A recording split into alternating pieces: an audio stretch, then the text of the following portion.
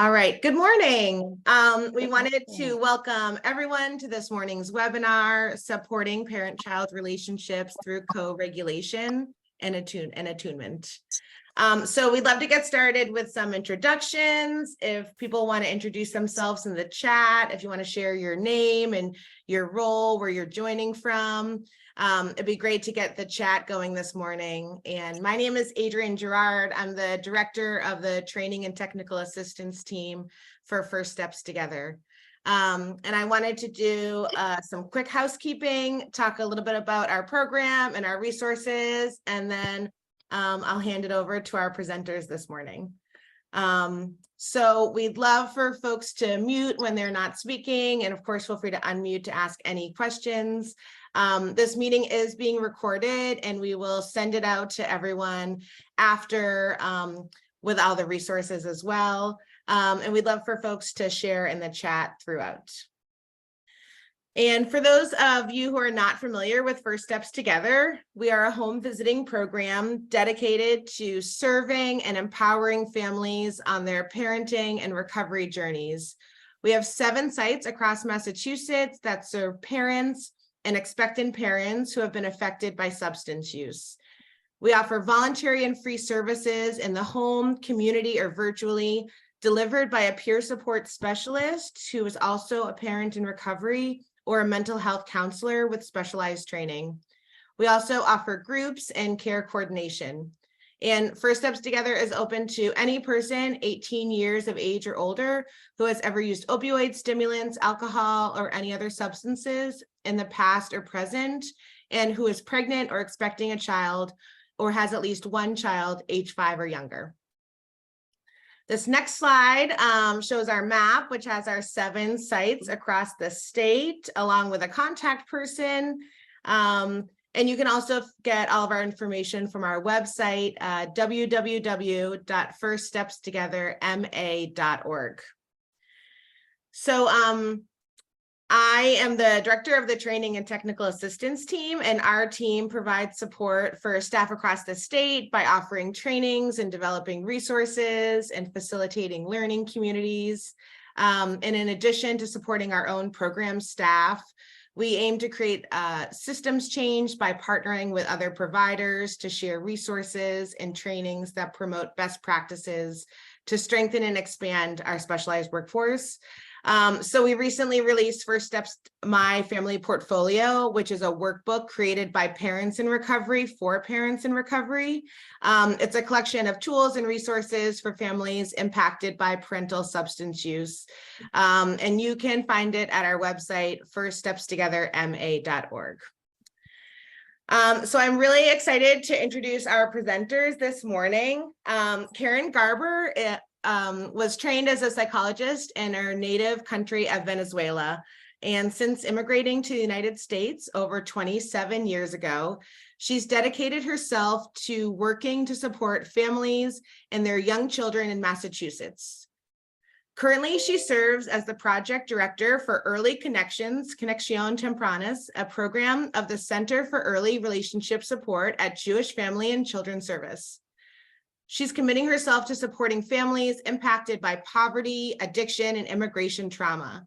Since 2020, she has also provided private psychotherapeutic services to women and non-binary individuals with a particular focus on perinatal mood and anxiety disorders.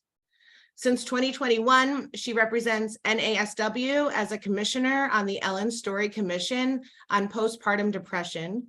And additionally, she volunteers her time and bilingual language skills to the Postpartum Support International Spanish Language Warm Line. Maytal Sandbank is a program specialist on the Training and Technical Assistance team for First Steps Together, and she is currently pursuing her Master's of Social Work from Boston University. Prior to this, Maytal has been working as an educator and supervisor, overseeing the infant program for Horizons for Homeless Children. Maytal is trained in Touchpoint, Circle of Security, and child homelessness studies, and she's given many trainings, including on trauma-informed care in infants. We are so thankful to have you here this morning, and so I will hand it over to Karen and Maytal.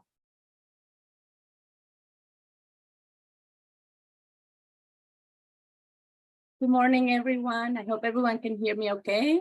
Maybe Sophia can give me a thumbs up. Yeah. All right. So a few reminders before we really dive into today's presentation.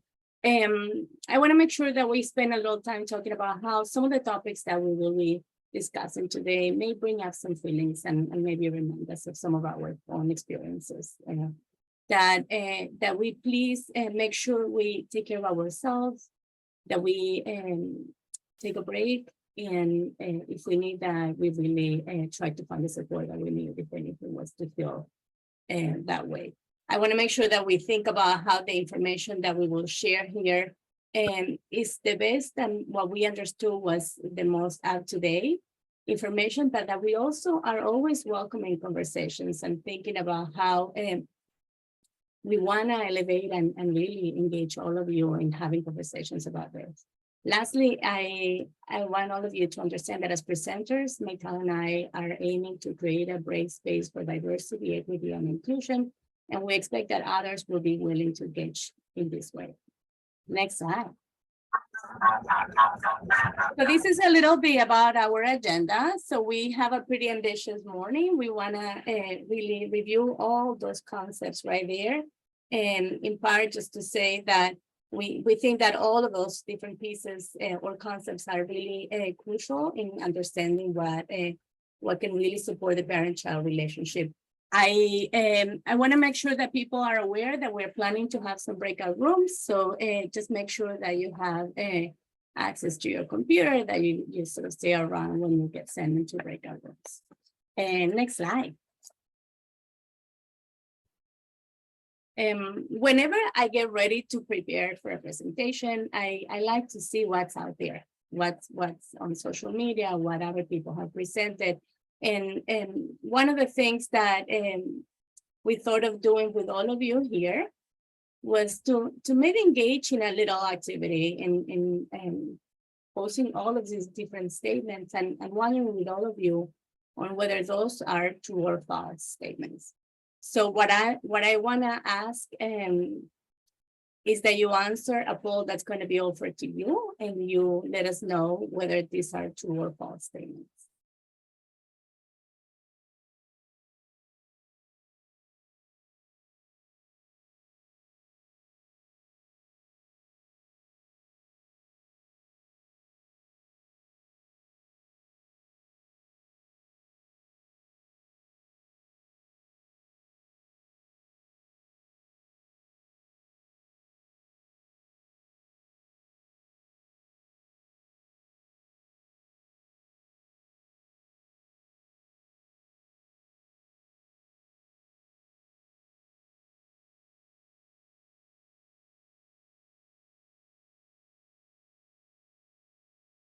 Just a couple more minutes, just 8 seconds. We're close to that.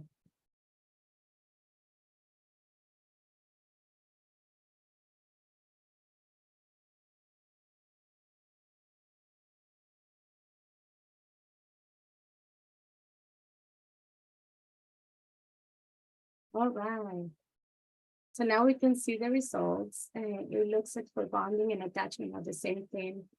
The majority of people, 97% of people, thought it was false. For the question on people can have no attachment, we're about half and half. And for you can only achieve a secure attachment with your caregiver is always attuned. We have 70 to 30. And for insecure attachment is a part of law, and we have 91% versus 90%.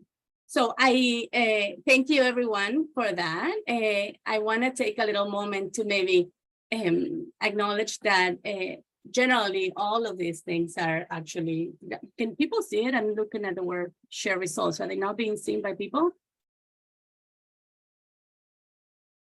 Do people see them? Not anymore. Yeah, we've seen them, but it's gone now. Okay. I mean, they can go away, that's fine, but I wasn't sure since I see it on my slide that it says share results. I wasn't sure if people were seeing them or not. Anyways, I wanna sort of go over each of these statements because I think it's worth clarifying some things. Once again, I think that these are some of the statements that you can find on social media, but also things that maybe our families or ourselves are wondering about. And I want to tackle the first one. Bonding and attachment are the same thing.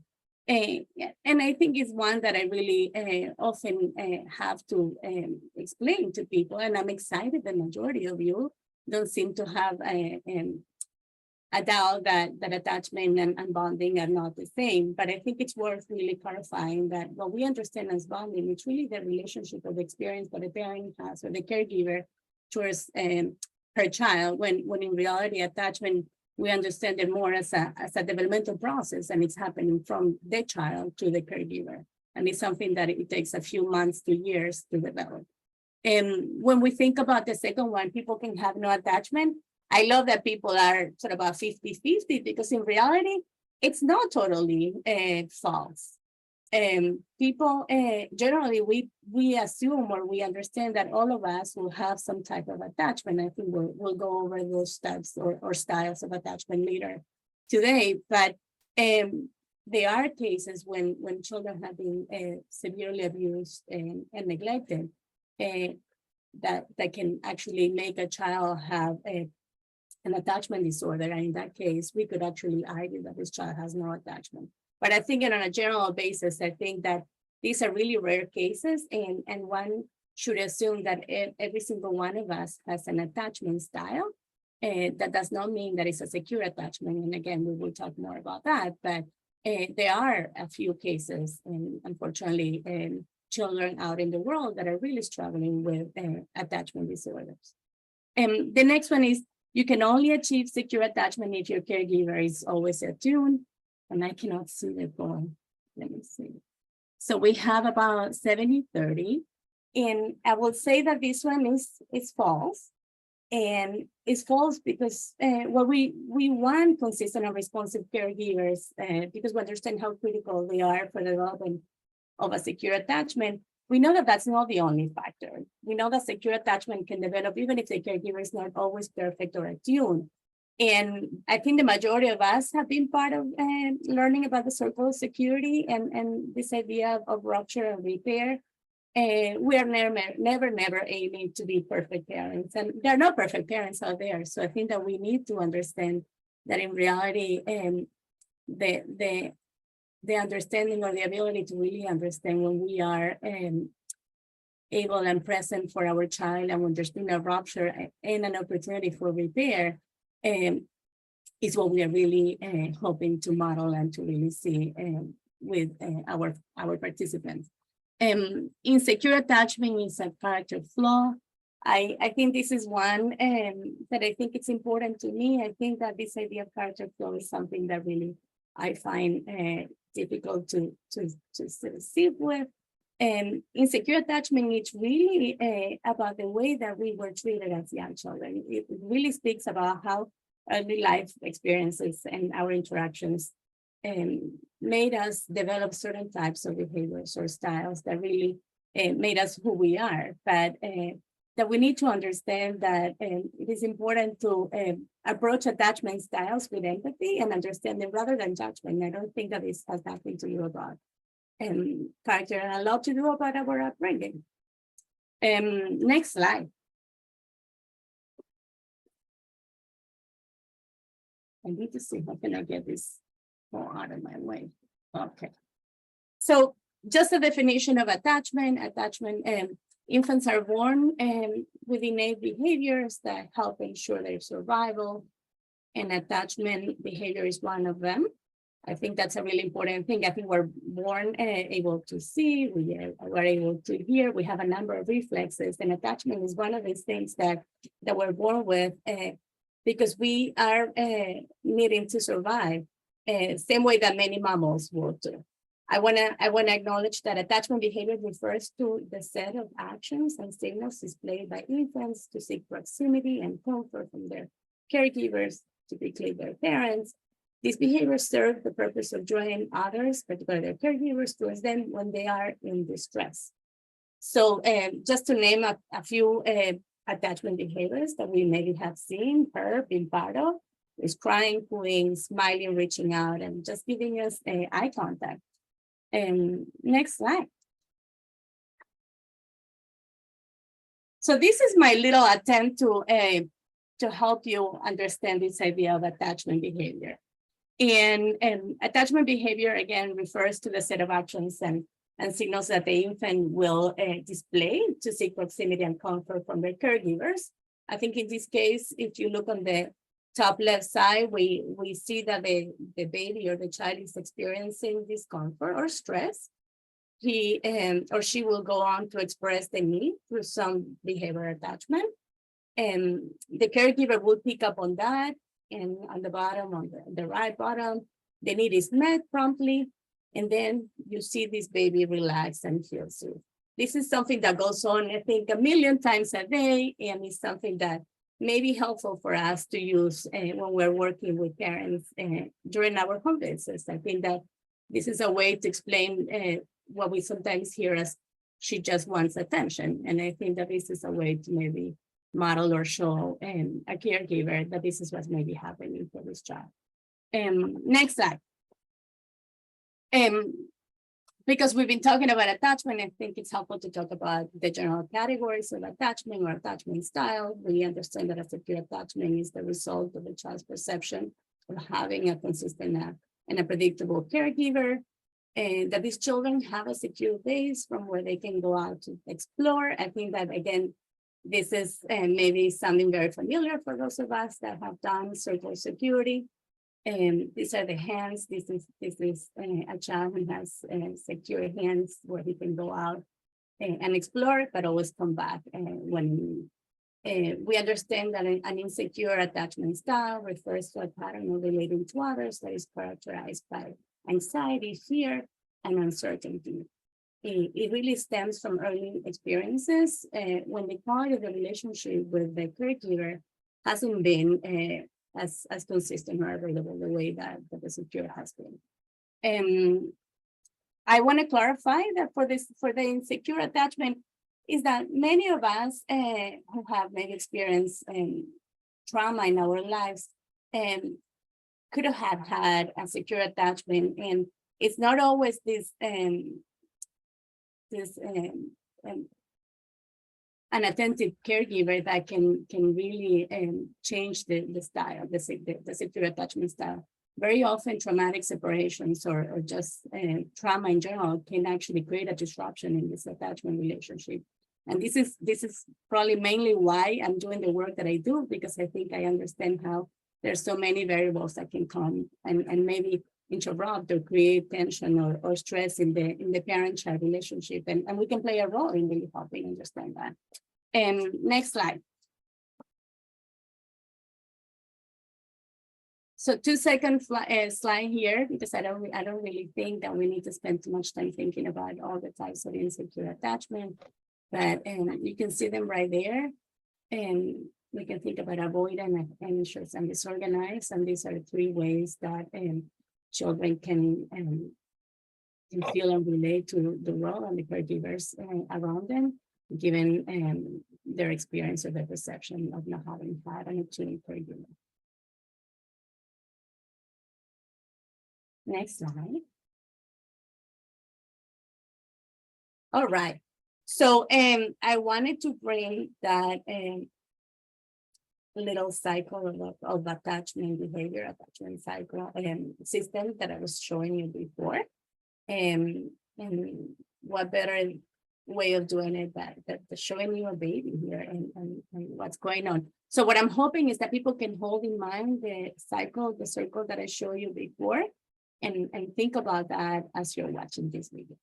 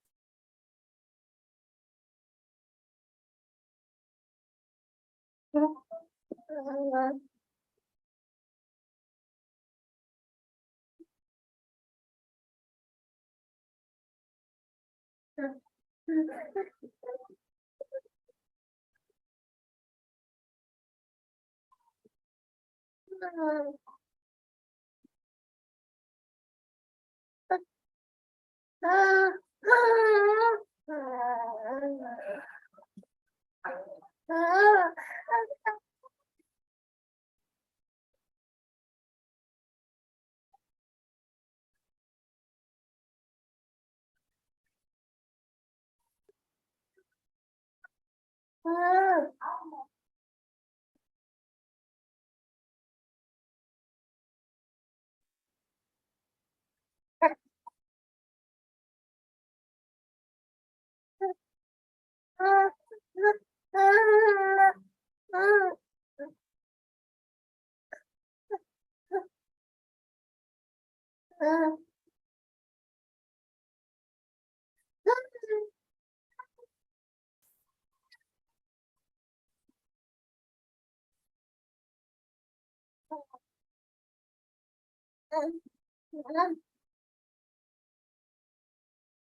right.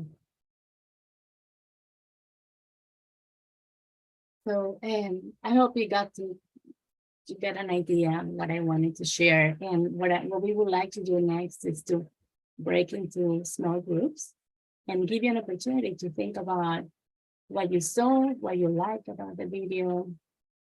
I want you to maybe think about identifying the attachment system. And lastly, I want you to think about all of us as home visitors and the things that we can do when we are witnessing an interaction like the one I just showed you. And please, I want to ask that each a member of each of the groups maybe take some notes to be ready to share with the larger group that we are.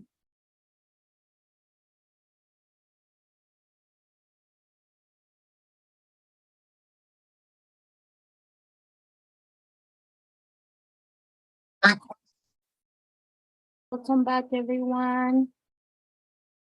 I hope you had a good time chatting with your colleagues and maybe thinking about the video. We apologize that the audio was a little funky there, but I hope you got a good idea of what was happening in there. I think there were 7 groups. Is that correct? And I'm wondering if we can have a volunteer from the groups to maybe share some of what was going on in your group. And yeah.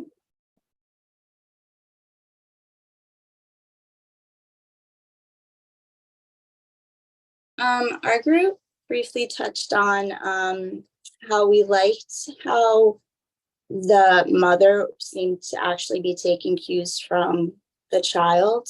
And it seems like when he was obviously very, very hungry. It seemed like when he wanted more, he would like open his mouth like that and like move his head closer, like, hello, what are you doing? And when that didn't work, or you could tell like the mother was kind of like trying to demonstrate like maybe attachment just by slightly delaying gratification. So, and then it seemed like when that didn't work, he would start to cry, and then you would see the spoonful coming. What I thought would have been cool was if you would have actually gotten to see the mother and the child on camera together. You know, just to so we could see what he was seeing and responding to. But it was a very cute video. Thank you. Thank you.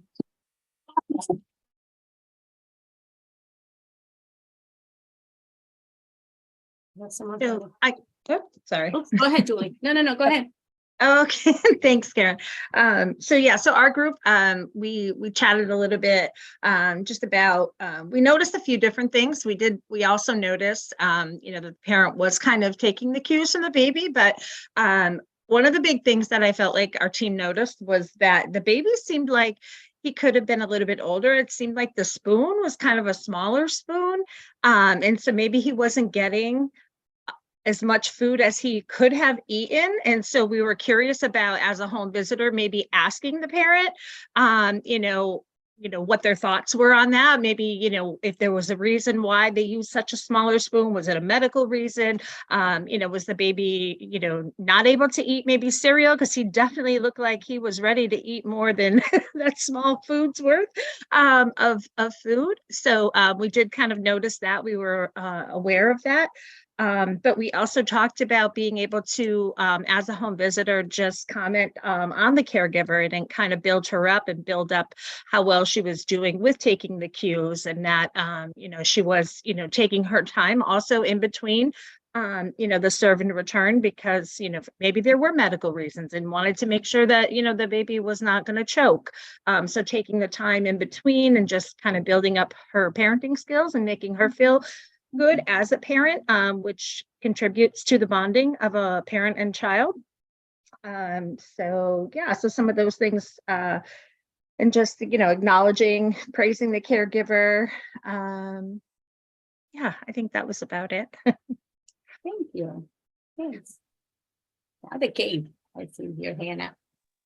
Yeah, so our group, we said some similar things, but also that we were happy to see how confidently the baby was asserting his needs and using his voice and his body to communicate, and seems like he feels really comfortable doing that in the context of a secure attachment and having been responded to. And I was just relating about how my toddler is very assertive and very vocal and will teach tact later.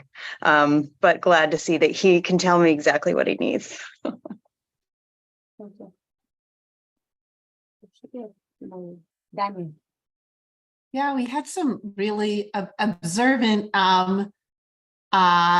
participants in our group who pointed out that they didn't hear mom's voice at all, or dad's voice or caregiver's voice, or we're not really sure if it was mom or who it was, or dad, or who, we don't know, because there was an absence of being able to hear a voice. And so while the baby seemed to communicate needs in one way, and the physical need of being hungry appeared to, being met, but baby continued to appear either uncomfortable or fussy, or it's a little bit unclear, but there seemed to be a lack of a voice that came with the feeding. We were curious about that.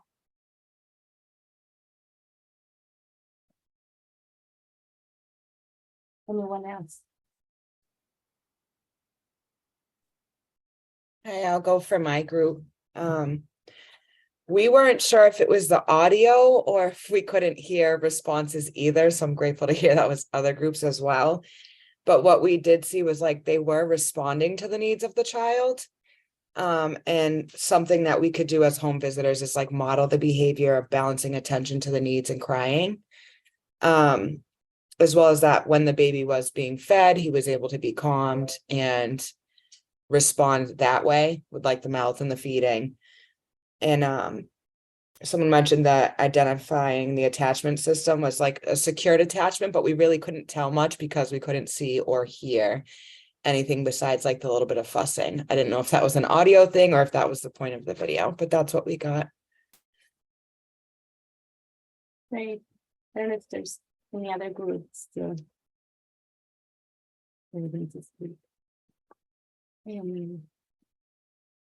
Anyone else? I love all your comments, and I think that the conversation has taken you all, or all of us, to I love I think the realization that interactions are maybe never perfect, and I think this was never intended to be a perfect interaction, and it's a really good example of real life and how things can look when we go into home visit. But I want to also note something that I heard today, which I really didn't think about it, and it's the importance of highlighting, an interaction like this one where there's feeling happening, and the baby's having, her physical need met. We can be, as home visitors, maybe a conduit to say, listen, feeding, it's not only about the physical nurturing, but there's an opportunity here for conversation, there's an opportunity for emotional connection. And we are right there with the opportunity to maybe throw that little nugget in there if we happen to be in the home when that's happening. So thanks for all of this. Next slide. Okay, it was really nice to hear everybody's thoughts about the video, but we wanted to shift gears a little bit and talk about a term called rupture and repair, which I know that is often talked about when it comes to relationships. So as you can see in this picture, ruptures happen in all relationships, but it does not mean that there's no way to connect and repair. So I want to explain a little bit more about what that means, starting off with what rupture means.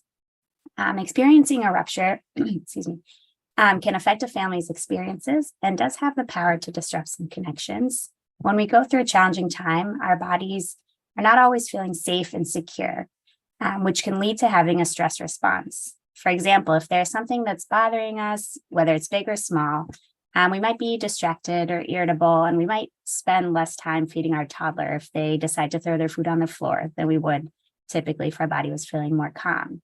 So, and also depending on the stressor, our body could also be in survival mode, which means that the brain is on high alert and discourages neural connections to be formed and is having the body's main focus be on meeting basic needs rather than external situations.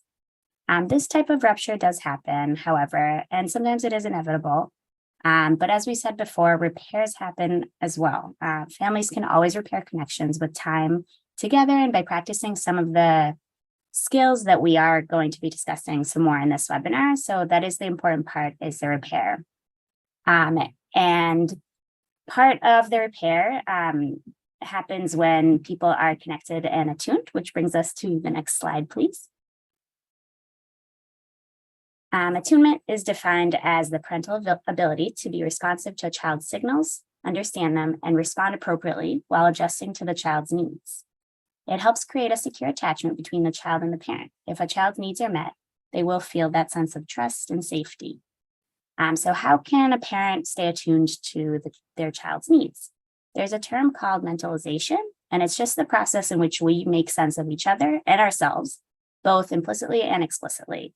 So in terms of subjective states and mental processes. And this is what the National Institute of Health defines. Essentially, that just means that it's the way we think about ourselves, the way we think about our children, our thoughts and feelings, and physically, both physically and emotionally. So now, what can home visitors do to encourage this attunement? Next slide, please. So it's so important to talk about how behaviors have meanings. We encourage parents to think about the idea that when they're attuned to their children's messages, they can meet their needs. So some examples for that is we can even ask participants when we are visiting them and say, what do you think this means when he does a certain behavior, when he throws his body on the floor, for instance? And then how do you respond to this? And really talk about the interactions. Now, I think it's also important to note that attunement is not only between the parent and the child, but home visitors can be also attuned with their participants. Listening to their needs, responding appropriately can really help with their relationship as well. So that brings us to the next slide as well, please. So I'm not sure if people are familiar with the fan model. By show of hands, I'm not sure if people have heard of it. If you can just, yep, ask. Okay. So this is one that I really admire because I think it captures the term of attunement as a whole. So I'll just briefly explain what it is with an explanation from the Erickson Institute.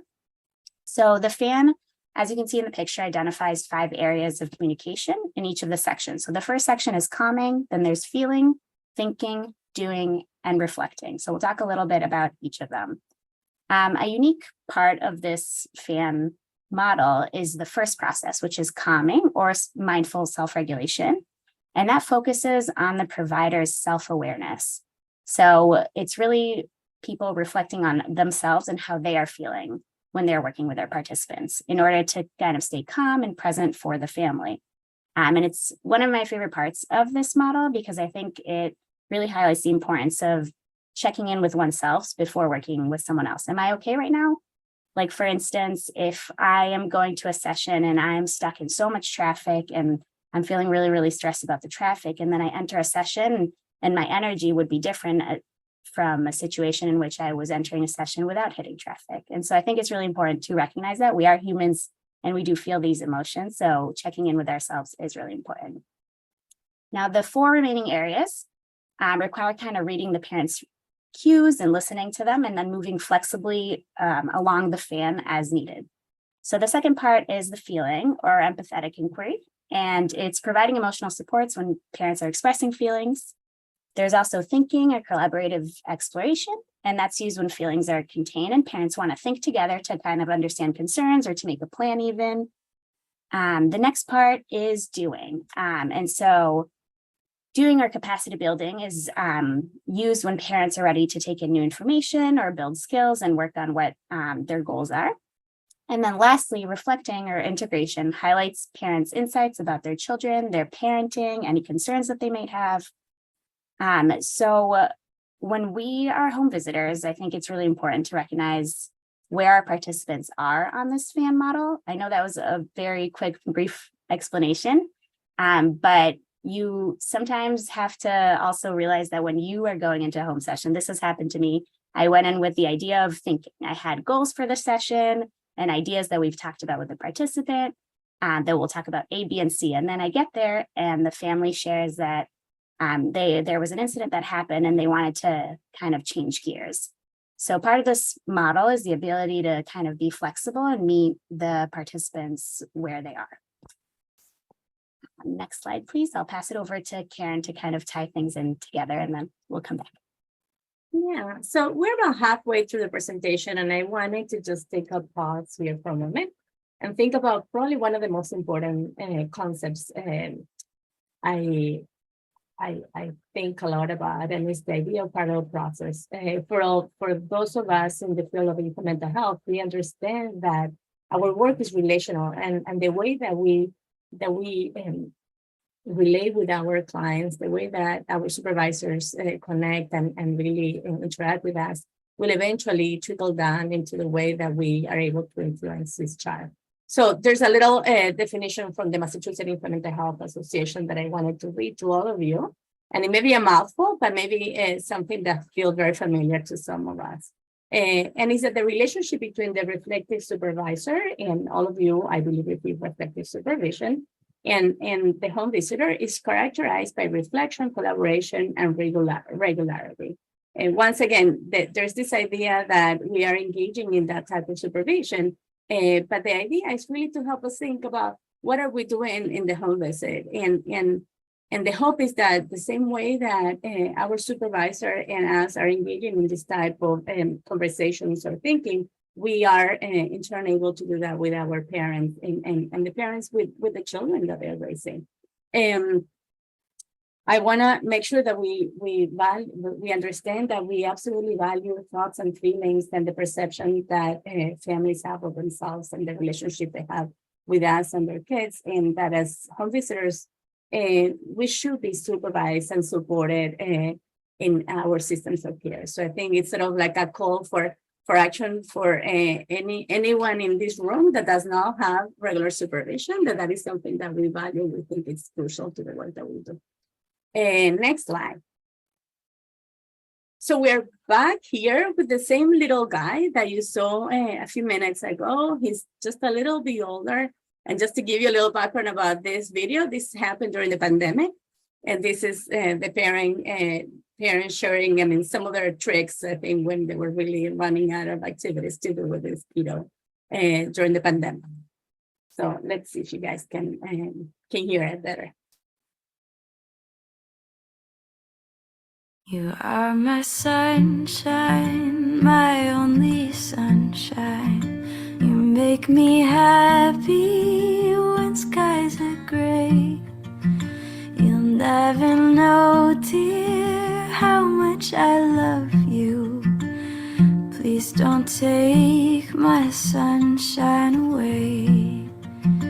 The other night, dear, as I lay sleeping, I dreamt I held you in my arms.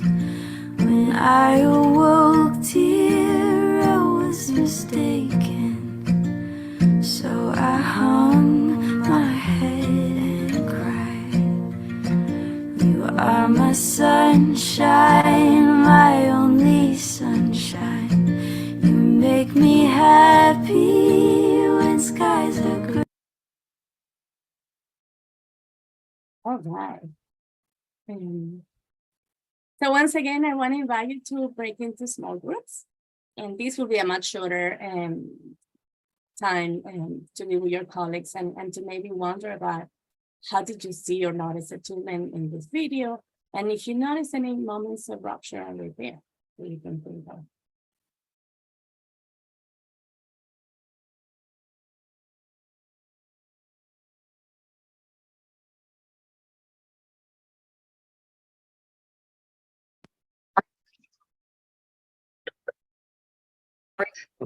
Welcome back, everyone. So we have 8 groups, hoping to hear from 8 volunteers about some of your discussed with the group.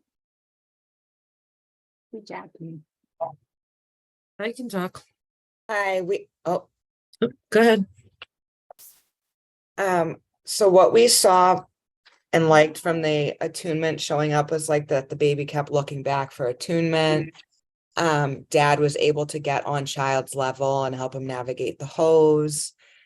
And we didn't see any rupture in that, but I mean, like repairing like the bond. They were definitely bonding in those moments, and there was smiles, and I'm assuming giggles, even though I couldn't hear them, being a mom myself.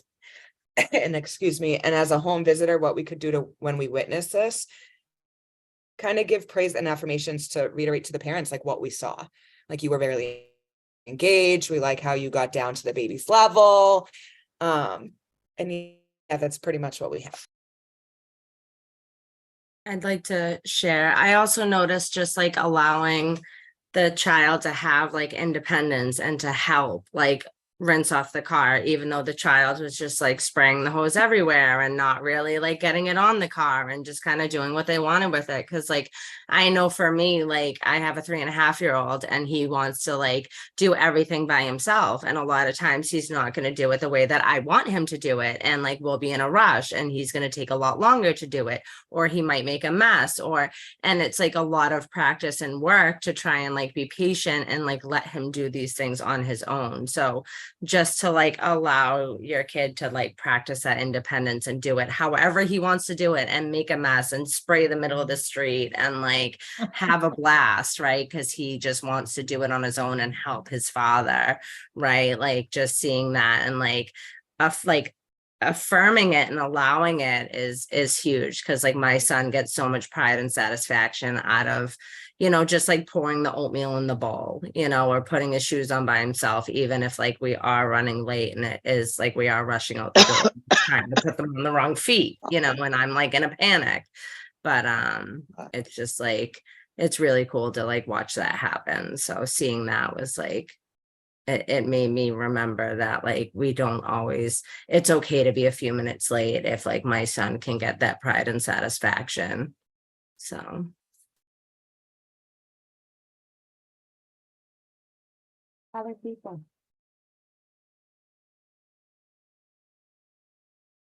And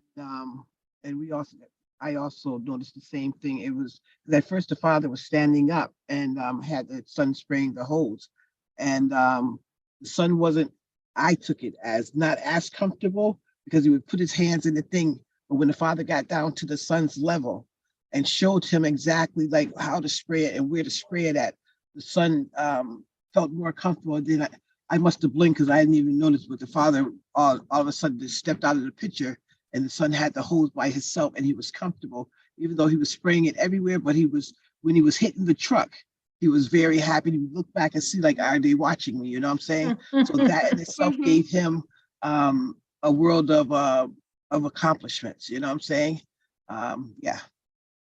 So I was just wondering, is that the rupture and repair? Would the rupture have been when the dad was standing up, and the repair when he came down to the baby's level? Would that be an example of rupture and repair? Thoughts from other people? I would say yes, for the simple fact that when we tower over, just as humans, someone tower over us, we feel a little intimidated, you know what I'm saying? And so a child being that small and people are always over them, when the father was, even though it was his father, you know what I'm saying? He felt more comfortable when they were almost neck and neck, for me, and I saw that in the child's face. So I would Thank you. said kudos to the father for doing that, and allowing the child to get the independence that was needed. Our group noticed all the same things y'all were talking about with physicality, but even there was a little subtle moment where the child sprays the first time and is startled, right, and scared, and the father comes down and helps and holds onto the hose with him and gives him that moment of, hey, I'm right there physically with you. Then the child's able to get comfortable with it again and then go back to, okay, this is fun, this is safe. So yeah, little moments, but important.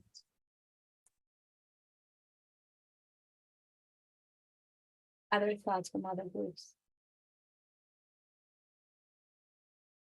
I love this kind of this idea that Annie and Rhonda, you're pointing out that ruptures don't have to be like a huge, major, horrible thing that happens, but can be these micro mini moments that often go unnoticed. Maybe by us as caregivers, maybe by us as home visitors. And when attention is kind of paid to some of this detail, it can go a long way to thinking about that mentalizing that Michal, you described so in such a lovely way, like how is parent holding the child in mind or not, or the caregiver. So just really appreciate that insight. Any last thoughts? I think my last thought is just the fact that, as going in as a home visitor, is just being able to point those things out again to the caregiver. Just look at how happy he was when you showed him how to do that. You see the difference in the way that he was looking at you. Making that connection between the parent and the child, because even as the parent did that, they may not have fully taken in the moment and realized the impact that it really made on the child. And I think, as coming in as the home visitor, I think that, as we do that for them, that really brings that connection together. So any opportunity that we can get to do that is amazing. That's all. Thanks. Thank you. And thanks everyone. I do want to say that this was meant to be a feel-good video.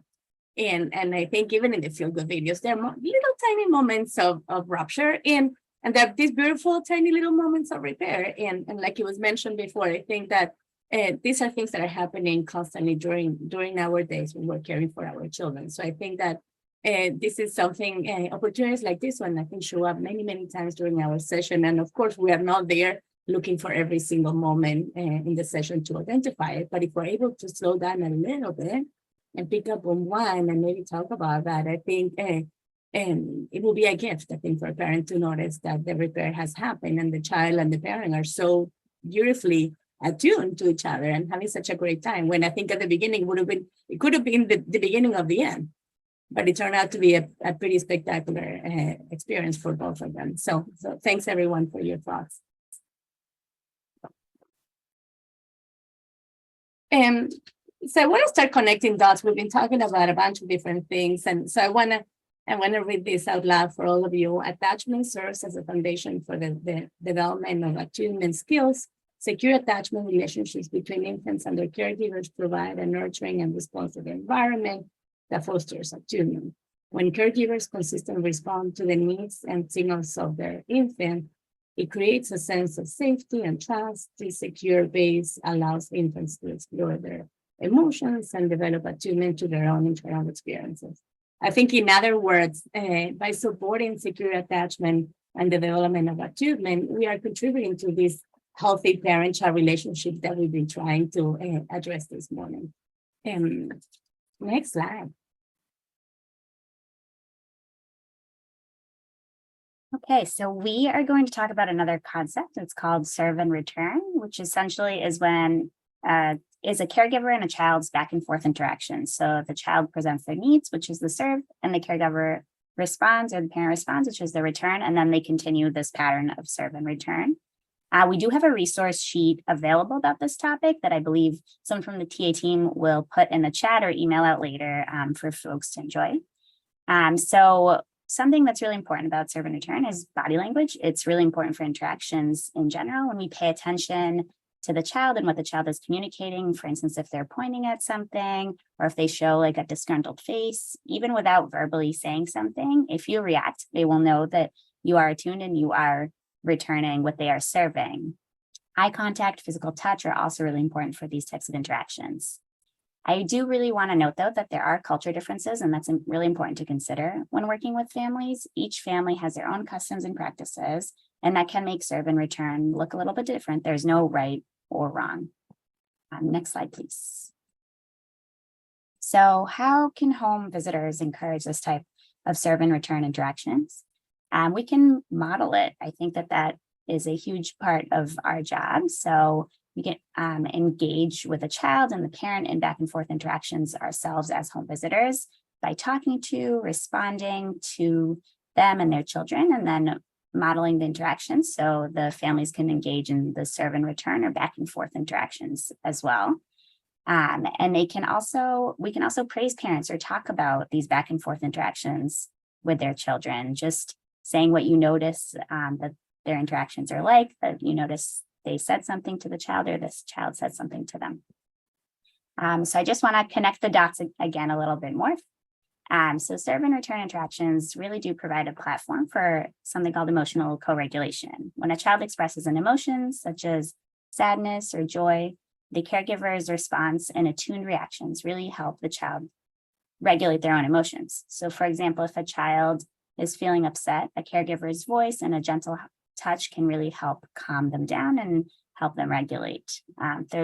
Through these serve and return interactions, caregivers are able to offer emotional support, validation, and modeling of effective emotional regulation strategies, which children can learn and internalize over time as they grow older. Children's development is really relationship-based. So that means that they are dependent on their parents and caregivers, and their interactions affect their experiences throughout their lives.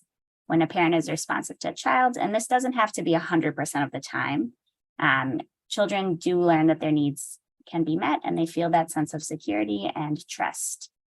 These interactions also don't need to be fancy or involve any special toys. As long as the person's attention is on the interaction and they're doing their best to respond and offer their love, they are demonstrating the serve and return idea. Next slide, please. So this brings us to emotional regulation, which we talked a little bit about.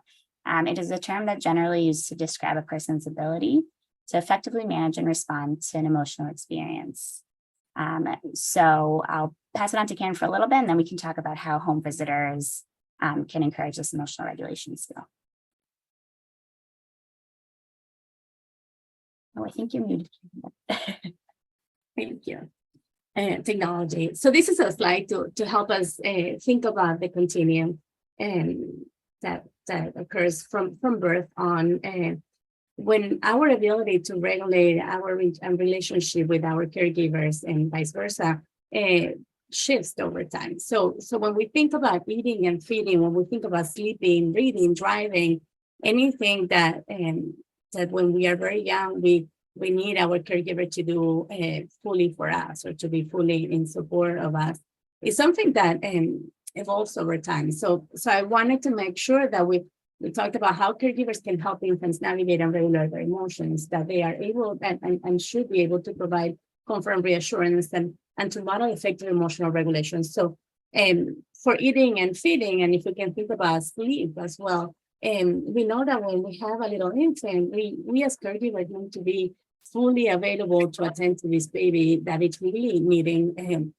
our presence to learn to fall asleep, learn to stay asleep, and learn to understand what's happening when they wake up and they don't know what's going on, when they're feeling hungry, or maybe they have a dirty diaper. As we get older and we begin to internalize a few strategies and really internalize this cycle that I showed you before, the cycle of attachment, when we have learned or got used to knowing that my caregiver will come and help me when I need my caregiver, I'll be able to become a more independent child and eventually an adult. So eating and feeding, I think it's a simple example, but I think that we also should start thinking about sleep, and how even though different cultures have different approaches to sleep and sleep independently, all of us will want to be able to put our baby to sleep and be able to walk away and make sure that our child is going to feel comfortable sleeping on her own. I want to say that over time, infants internalize these experiences and they develop their own abilities to recognize, to understand, and to regulate their emotions. So one of the things that I think has been mentioned in some way in this slide is this idea of internalizing. There's something called working models, and that means that each of us begins to internalize our caregiver and the way that they have taken care of us. So it's just a reminder that we're not meant to be independent, fully independent. We as humans are meant to be in relationship. And so the idea is that we continue to have a relationship with our caregiver, that we continue to have a relationship with our family, but that relationship will shift over time. And this child, if we think about the circle of security and the circle being very small when the baby is young and really needing us to be available more, as we get older, that circle really expands and the ability to explore grows over time. So I hope this wasn't too confusing for you guys. Next slide. So home visitors do have this important job, and what can they do to really encourage emotional regulation? One of the biggest things that they can do is to talk about feelings. So both the child's feelings as well as the parent's feelings. They can use tools such as feelings charts, books, or pictures to help talk about these emotions when the words don't come as easily. That could be a nice tool to help. And then identify safe choices that people can do when they feel these big emotions. So give a big pillow a hug, stomp your feet on the floor, or many other things that people can do. And I think it's also really, really important to note that happiness is not the only feeling we have. And sometimes that is what happens. Even when I was looking for pictures for the slides, there were most of the pictures were people smiling, and that is an emotion that people feel, but it's not the only one. And it's okay to recognize other emotions as well, to be able to identify them and respond to them. So next slide, please. That brings us to co-regulation, which we briefly mentioned before. It's another really important term that we often hear that is connected to emotional regulation. It's essentially the supportive process between caring adults and their children, youth or young adults, that fosters the self-regulation development. So when a parent understands a child's messages and needs, responds to them, and takes care of their own feelings as well during this process. So this includes encouraging a child to talk about their emotions, how they're feeling, and then listening to their requests and what they are saying. Children have a lot of feelings and everything is really brand new for them. So they sometimes do need a little guidance in making sense of what their feelings mean and how they look. Slide, please. Again, how can a home visitor support this? We can always encourage parents to talk to their children about their own feelings and also recognize our own feelings and talk to them as well. It's okay to admit when the parent-child pair are not exactly co-regulating at the moment. Some example of that could be saying, I'm not really sure what you're asking now, but let's see if we can figure it out together. Or maybe you need a little space right now and we can talk about it when you're ready. This is also really important because, again, it's identifying feelings and emotions and giving the space to talk about it or to talk about it another time when they are ready. So we can bring over the next slide, please. So just to kind of start wrapping up everything we've talked about so far, we'll connect the dots again. You've heard a lot of terms and examples about parent-child interactions. So before we completely wrapped up for the day, we wanted you to think about your participants. Sometimes people see children, especially really young ones, and are not really sure exactly what to say or how to do these interactions. If children don't answer, how is there supposed to be back and forth interaction, or how does that look? So please feel free to unmute or write in the chat. What would you say, model, or do with the participants to encourage these interactions? And we wanted you to keep these terms in mind that are listed: attachment, emotional regulation, co-regulation, serve and return, and rupture and repair. So I'll give you a couple minutes to kind of think it through. Like I said, feel free to unmute or write in the chat. And we'd love to hear your thoughts.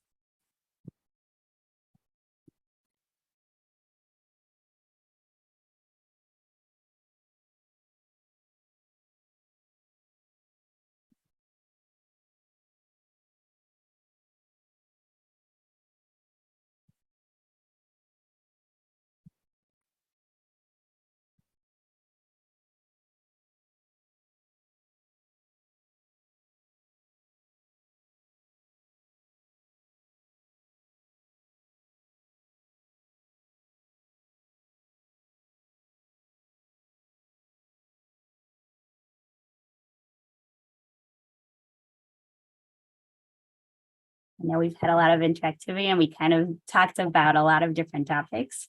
So it's okay to also just think about this and maybe come back to it. We will send out the slides and the recording. And obviously, of course, feel free to reach out to us if you have any thoughts or ideas or questions that you do want to talk about. I think I'll pass it on to Karen. So as we're getting ready to close, I want to read this to you all, and it's that as home visitors, we can play an incredible role in supporting our new relationship development. That attunement provides the foundation for self-regulation by fostering emotional awareness, teaching effective regulation strategies, by promoting co-regulation experiences, supporting secure attachment, and cultivating mindfulness and reflective skills. Attuned individuals are more likely to have a better understanding of their emotions, have access to effective regulation strategies, and create a supportive internal and external environment for self-regulation. Next slide.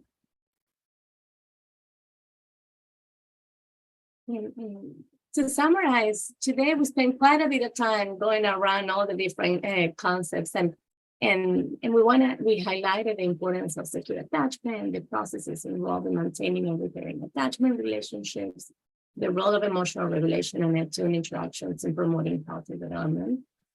More importantly, I hope that we left you with more curiosity, with more wishes or desires to be a more attuned home visitor, to be engaged in what's happening, I think, in the sessions when we go into those homes, and that hopefully you will connect with your supervisor, your team, and continue this conversation outside of this space.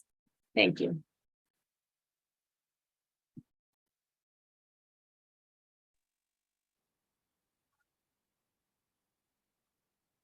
I would like to open it up to see if people have any thoughts, if they have any questions that they want to share. This is a good time for that.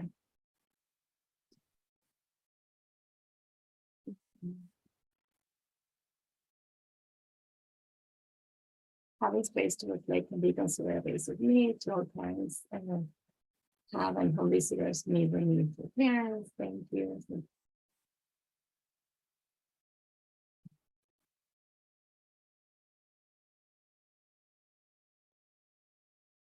It was an incredible honor to spend this time with all of you this morning. I think someone wanted to say something. Go ahead. Yeah, I do. One of the things I wanted to say, and I appreciate this morning, is about the term, attunement, something that we just really don't think of a lot. Instead of praising parents and caregivers, we look at it as, the no attachment or no bonding or something like that, versus I think the praise, the model of praise, and having them to recognize what it is that they did that's really important to their child. So, and those in the videos, it was really important for the mom to recognize that the child is crying because I want more food, not because of any other reason. Like, feed me, I'm happy. And the other video, and thank you, Wanda.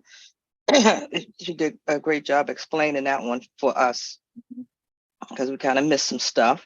But the fact that when you can come down to be on the same level with your child,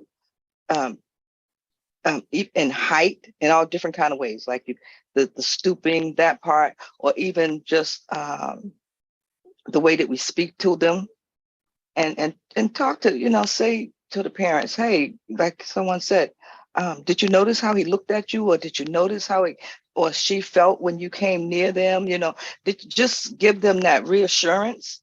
Because sometimes they're not really looking at those things either, like you said, those small things. So I think the attunement part for me today was really important, and I appreciate it. So thank you. Thanks, Annie. And then Billy, I think your hand's up. Yeah, I just wanted to sort of add on to Annie's thoughts, which, you know, and I put into the chat, that it feels like a basic need for any parent to have space to reflect, because to Annie's point, like the feedback loop is so skewed in our minds, I think, or at least I'll speak for myself, right? Like I feel like I'm swimming against the tide often. And the feedback loop is not like, oh, you're doing such a great job, mom. It's like, I am having a tantrum and I'm really dysregulated. And so it's like you can get skewed in your own experience as a parent.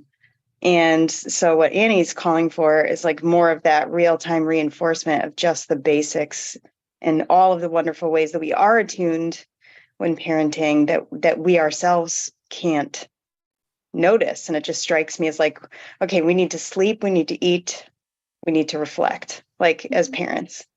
Or at least that's what I feel like. To survive it, I also need to reflect so that I can give myself some credit and, you know, keep working on things. So I'll carry that into my work with families for sure. Absolutely, that's great. I see your hand up, Dania, and I also wanted to shout out Sarah Courtney on the chat. She said, I was also thinking about the often unmet needs of parents being able to co-regulate with another adult or have the space and skill during the skill building to regulate our own big feelings. Well, visitors are so well suited to providing the space and therefore modeling how it works with kiddos. And I love that. I think that's such a great point. And then Dania, go ahead. Yeah, so Billy, as always, thank you for sharing your insights. And Annie, what I loved about what you said was this shift from like praise, which is sometimes a helpful tool, to the way you asked that question, Annie, like bringing the parent's attention to what the child might be experiencing, or how they may have what it was about what the parent did in that moment, how that might have impacted the child, and bringing the parent's attention to that, I think is such a wonderful way to think about increasing the parent's capacity for that reflection, which then leads to that attunement. And I just thought that was like a brilliant takeaway. So thank you so much for sharing that with us, that just helping with that reflection of the parent. Because sometimes I just feel like I'm praising and praising and praising instead of making the space to wonder with the parent, like, did you know, what was that like for you? What did you notice? And just really appreciating that insight. Thank you.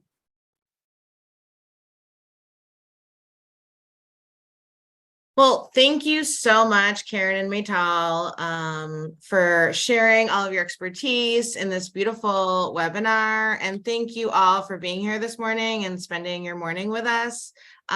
We will send out this recording and links to the videos and any other resources to everyone today or tomorrow. And I'm going to put in the chat a very quick evaluation. We'd love your feedback so we can continue to make these better and also share any topics that you would like to learn about.